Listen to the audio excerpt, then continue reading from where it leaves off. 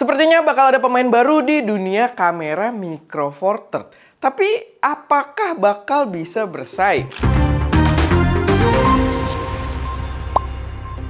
Sebelum ke informasi pertama, gue mau kasih tahu dulu kalau kita ada lomba foto di bulan Ramadan ini, di mana hadiahnya adalah Sony ZV-E10. Buat ketentuan lengkapnya, kalian bisa cek video announcement kita, tapi lombanya sendiri itu powered by preset Creature kita yang merupakan preset Lightroom paling canggih di Indonesia saat ini karena udah powered by AI yang bisa auto select subject dan mengatur warna berdasarkan selection tersebut. Buat ikut lombanya, kalian wajib pakai preset Creature ini. Buat yang udah punya, kalian free buat ikutan lombanya, kalaupun ada lagi di masa depan gitu ya, tanpa dipungut biaya apapun.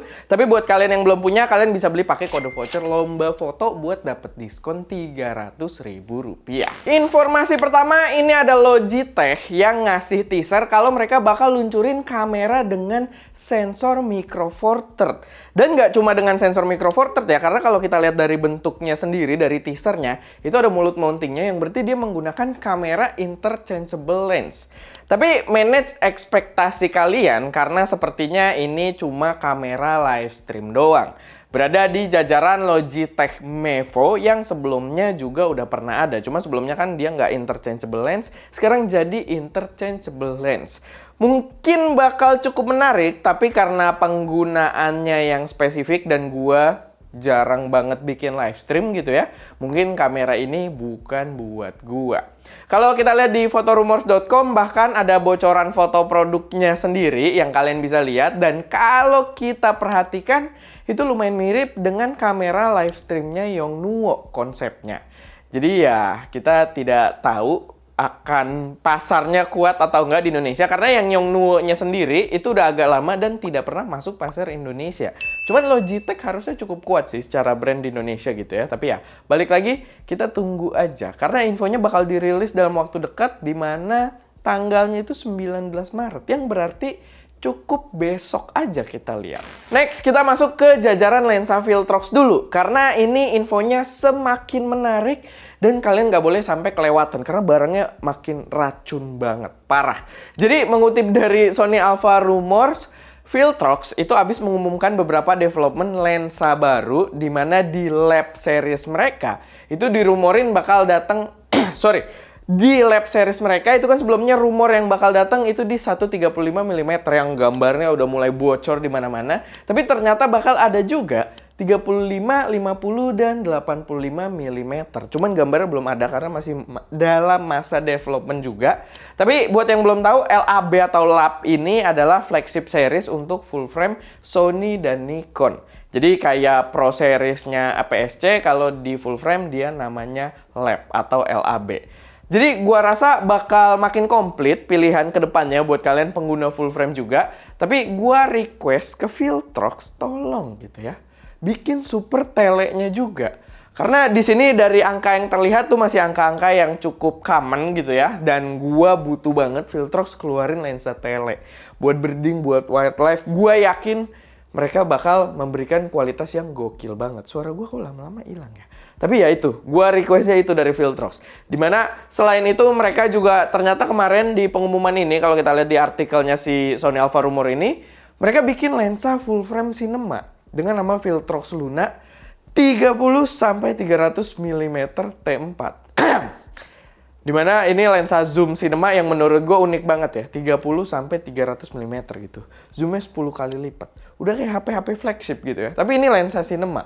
Dan dari tampangnya sendiri cukup menggiurkan. Minimal buat jadi background kita tuh kayaknya bakal seru banget gitu ya. Lalu next, ini masih dari Viltrox juga. Dimana sekarang mereka juga udah mulai, bukan mereka udah mulai ya, tapi udah mulai muncul di internet gambar dari lensa budget APS-C mereka.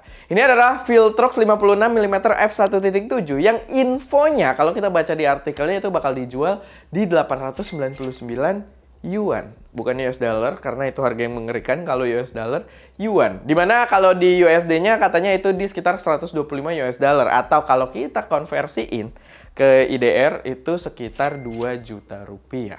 Menarik buat ditunggu, kita akhirnya punya opsi lensa murah dengan kualitas yang juara di jajaran APS-C. Karena sebelumnya kemarin itu mereka keluarinnya flagship dulu gitu ya. Dan kalau udah ada APS-C-nya, gue yakin ini bakal menggoda banget buat para pemula gitu ya, buat yang baru beli kamera mirrorless, baru belajar foto, atau mungkin baru transisi dari DSLR ke mirrorless. Karena sekarang harga lensanya pun ya kayak lensa-lensa DSLR gitu ya, yang udah menarik banget secara value gitu.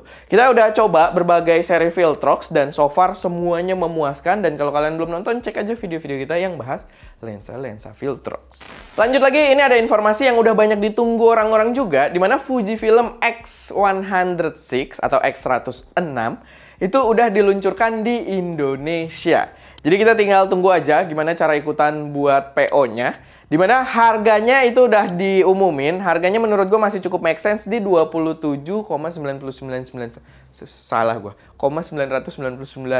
ribu. Dan selama masa launching itu harganya, dan kalian bakal dapat beberapa aksesoris tambahan dengan harga tersebut, dimana harga yang normalnya sendiri itu di 27.499. Kamera ini jelas seru karena bawa sensor 40 megapiksel, sensor terbarunya Fujifilm, dan ada IBIS-nya juga walaupun di body yang sekompak itu. Dimana kita juga udah cobain kamera ini, ada beberapa kali kita buat video juga buat pembahasannya. Kalau kalian belum nonton boleh dicek, apalagi waktu kita hunting di Jepang itu seru banget, dan ya ada angle-nya POV juga gitu ya. Jadi kalian bisa ngerasain betapa serunya pakai kamera ini. Lanjut lagi, ini ada produk terbaru dari brand JJC yang simple tapi menurut gue cukup brilian. Brand ini udah lama nggak kedengeran ya, tapi mereka itu dari dulu memang bikin gear-gear yang cukup budget juga sebenarnya, dan mungkin sekarang waktunya mereka untuk comeback lagi karena produk ini menurut gue menarik banget. Ini adalah sebuah arca plate kamera dengan built-in AirTag, dimana kita bisa masukin AirTag-nya Apple, dan arca plate itu adalah aksesoris yang menurut gue sangat make sense buat standby terpasang di kamera kita terus gitu ya. Karena itu bakal kepake buat kita pindah-pindah dari tripod ke tripod gitu kan. Jadi menurut gue ini adalah aksesoris yang paling make sense buat dipasangin AirTag gitu ya. Selama ini kan orang atau brand itu udah berusaha inovasi gimana caranya naruh AirTag di kamera kita. Ya di landscape lah, ya di body cap lah, dan lain sebagainya. Dan menurut gue di arca plate ini bakal lebih make sense. Kita nggak tahu sih bakal dijual di Indo atau enggak, tapi ya ini jelas aksesoris yang menarik aja menurut gua. Terakhir, ini ada informasi menarik yang mulai banyak jadi pembahasan, jadi isu-isu di berbagai website dan juga di kalangan user sendiri. Yaitu rumor bahwa Canon mau bikin fixed lens retro style kamera.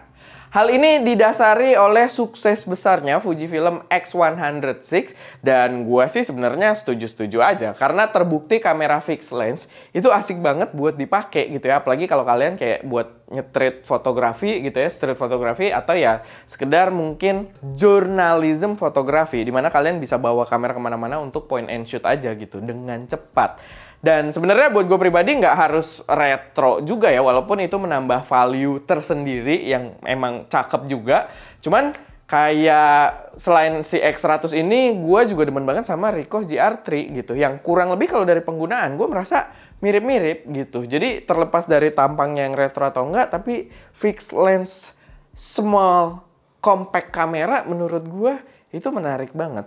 Cuman kalau lihat dari artikelnya Canon Rumors, perwakilan Canon cuma bilang mereka itu nggak bisa bilang iya atau enggak gitu akan hal ini. Katanya sih ada development aktif akan hal seputar fixed lens retro kamera ini, walaupun sifatnya exploratory aja, atau cuman buat explore aja gitu, coba-coba. Jadi sebenarnya klaim ini masih agak jauh dari reality, dari kemungkinan kamera bakal hadir, dan masih kayak wishful thinking aja dari para usernya. Karena balik lagi, menurut gua emang menarik banget, dan makanya berita ini tuh jadi headline di mana-mana, walaupun sebenarnya faktanya ya apa ya, omongan-omongan politik aja gitu dari perwakilan Canon ya gitu. Nggak bisa bilang iya dan nggak bisa bilang enggak gitu. Jadi agak basic sebenarnya informasinya. Tapi ya paling itu aja sih sedikit informasi yang bisa gue sampaikan di episode Saturnius kali ini. Semoga bermanfaat, semoga bisa jadi referensi buat teman-teman semua. Kalau kalian punya informasi lain yang mungkin berguna buat teman-teman yang lain, silahkan taruh aja semuanya di kolom komentar. Dan ya, itu aja. Gue Erwin, di belakang kamera ada Ska, dan jangan lupa untuk berpuasa. Masa lupa?